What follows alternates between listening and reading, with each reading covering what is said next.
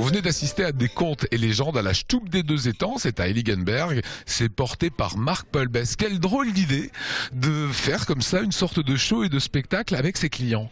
Alors, ça m'est venu très simplement, c'est que le comptoir, tu sais, le zinc, c'est des brèves. Et j'entends depuis des mois et des mois plein de choses, de belles choses, des brèves, mais bon, ça peut être aussi bien de la vie commune que des faits divers, mais aussi des belles choses de spectacles et de choses. Et j'y tiens, quelle idée de ne pas faire une soirée de propos. Voilà, mais là tu vas quand même plus loin, c'est-à-dire c'est le ménestrel, c'est le costume du Moyen-Âge, et c'est des histoires de nos légendes alsaciennes. Alors, de nos légendes alsaciennes, oui, je dirais surtout de la vallée. Cette vallée de la Bruche qui a été une vallée très laborieuse, on ne connaît pas tous les trésors qu'elle a au niveau du tourisme. C'est pas une vallée touristique, la vallée de la Bruche. Quand on parle de la Bruche, c'est un sens de couloir pour aller dans les Vosges, et c'était une vallée de travail.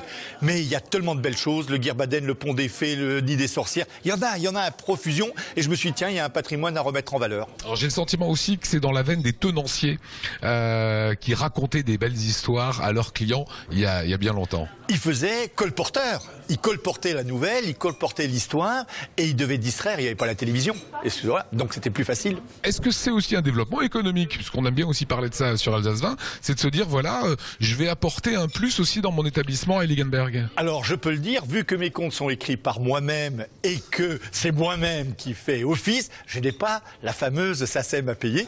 Oui, c'est un développement économique. Très difficile pour un restaurateur aujourd'hui de faire une animation, car il y a quand même tout de suite un coût énorme qu'on doit reverser pour être dans la légalité.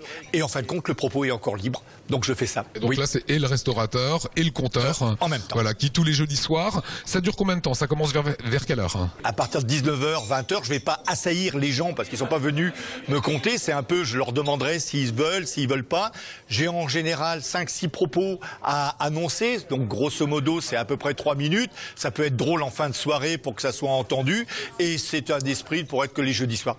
Tant que j'aurai du public, je le ferai. Voilà, on a vu les gens qui rigolaient bien tout à l'heure, ça leur plaisait. Un petit mot sur les contes et légendes inventées ou non que tu vas raconter ce jeudi. Alors, c'est toujours lié à la Stube. Ça veut dire qu'en fin de compte, je fais une petite ellipse sur la Stube.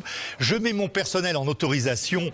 Benji, c'est Benjamin qui travaille à la Stube. DOT, c'est Dorothée qui était serveuse ici, qui est partie pour ouvrir un établissement. J'ai Zatherine, ma sorcière, qui est mon assistante, voilà. J'ai Paolo. En fin de compte, je fais participer le personnel comme ça à compter et à rattacher toujours l'histoire au lieu. Et ils seront costumés également? Non.